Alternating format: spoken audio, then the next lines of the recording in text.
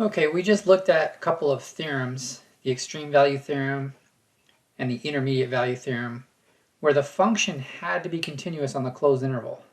That was the only requirement. Now I'm going to show you where all these functions are continuous and where they're not. Okay, the first one is a polynomial. Polynomials are just going to be powers of x, and those powers have to be natural numbers, like 0, 1, 2, 3, that kind of stuff. Those functions are going to be continuous everywhere. If you know something's a polynomial, you can just say it's continuous everywhere because it's a polynomial. You don't have to explain any further. Here's another one that's continuous everywhere, an exponential function. You can look at the graph, you can see it's going to be continuous everywhere. Absolute value is another one that's continuous everywhere. Here for a rational function, it's going to be continuous everywhere except where the bottom is 0. It doesn't matter whether it's a whole, like you see on this example, when x is -1, you get a whole, or it could be a vertical asymptote. Like in this example, when x is 5, you get the vertical asymptote. So we know this function is continuous everywhere except when x is 5 and when x is -1. So that means it's continuous everywhere else. Because this is a rational function, you can see that it's going to be continuous everywhere except where the bottom is 0. Now I do want to point out you don't want to go canceling all this stuff. You want to leave it because you want to consider the whole. A whole is also a spot where your function is not going to be continuous, so you want to leave it. Okay, for the square root function, it's going to be continuous everywhere that you can draw it. So that means it's going to be continuous from 0 all the way to infinity. Now students always ask me, well, we know this function is not continuous at an endpoint because it's an essential discontinuity. So how can it be continuous from that point all the way to infinity if it's not continuous at the end point? You can see that this function is continuous when x is greater than or equal to 0. But how can that be if the function is not continuous at 0? Well, there's a different definition for continuity at a point than there is on an interval. To be continuous on an interval, all you need to do is to be continuous everywhere that you can draw it. So for example, I can draw it from 0 all the way to infinity. So this function is going to be continuous from 0 to infinity, and you can just write that as x is greater than or equal to 0. That's where the function is continuous. Now, what if it's been shifted? Well, this is a square root function, so the inside just needs to be greater than or equal to 0. So just grab the entire inside, and then we write is greater than or equal to 0. We're going to solve this. We'll add 3 to both sides, and then divide by 2. So that's where this function is continuous. It's continuous when x is greater than or equal to 1.5. How about a natural log function? A natural log has an asymptote, which is the y-axis. So if you were to plug a 0 into this function, you would get ln of 0, which is undefined. There is no point on the y-axis. So this function is going to be continuous as long as x is strictly greater than 0. What if it's not just an x? What if it's a bunch of stuff? Again, just write that it's supposed to be greater than 0, and then solve it. So to solve this, we're going to add 3 to both sides, and then divide by 2. So the vertical asymptote is going to be at 3/2. And that's where this function is continuous, when x is greater than 3/2. Okay, let's do an example of the intermediate value theorem. We want to show that this has a 0 between x equals 0 and x equals 1.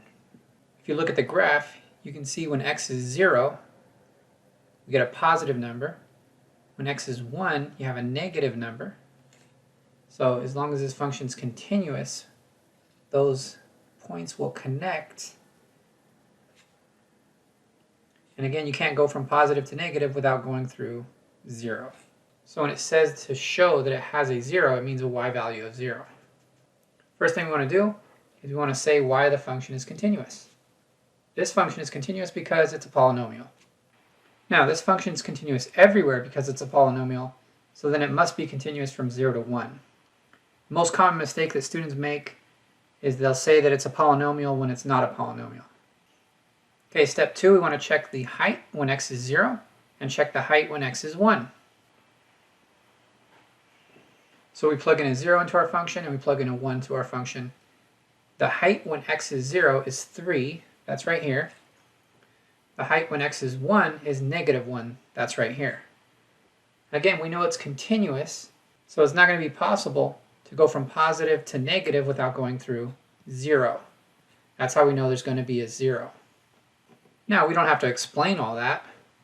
All we have to say is, by the intermediate value theorem, there exists at least one c, and that's our x value, inside this interval, such that f of c, that means the height when x is c, is 0.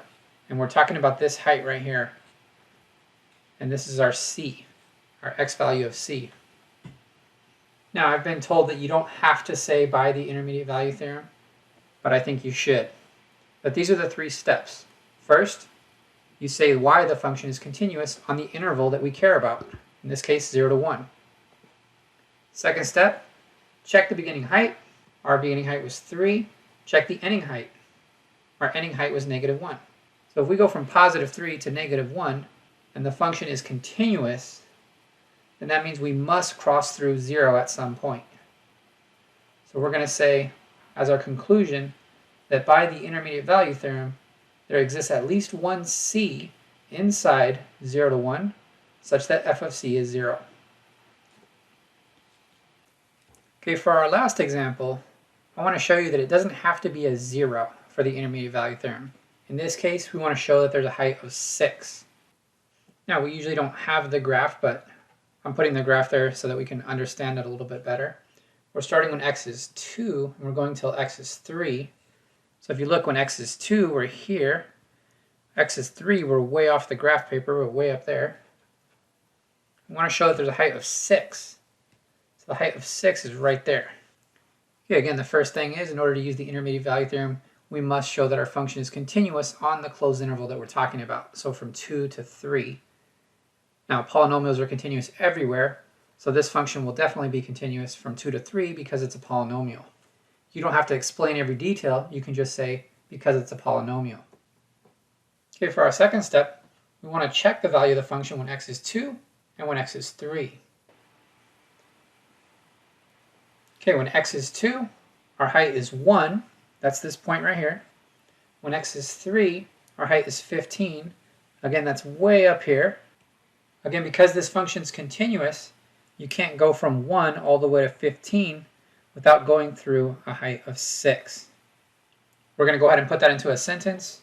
We're going to say by the intermediate value theorem. And you can abbreviate that IVT. They know what that is. There exists at least one c inside this interval such that f of c is 6.